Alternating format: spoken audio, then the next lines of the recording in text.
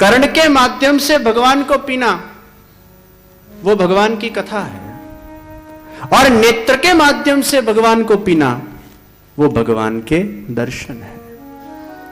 એવું નથી કે ભગવાનને ખાલી કાનના માધ્યમથી જ પી શકાય, ભગવાનને દર્શનના માધ્યમથી પણ પી શકાય છે।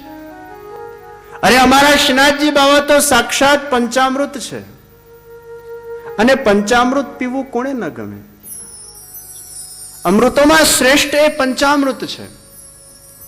આયુર્વેદ કહે છે કે રોજ જે આ પંચામૃતનું સેવન કરે એ ક્યારે પણ બીમાર ન પડે।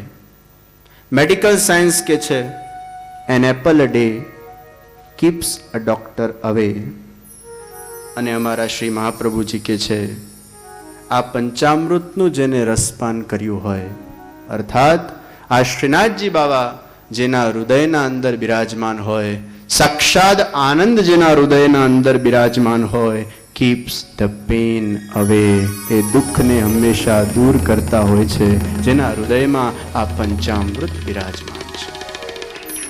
એપલ એ બાહ્ય રોગોને દૂર કરે છે, પરંતુ આ પંચામૃતનું સેવન એ આપણને અલગ અલગ પ્રકારના જીવનના દુઃખોમાંથી, અશાંતિમાંથી મુક્ત કરે છે।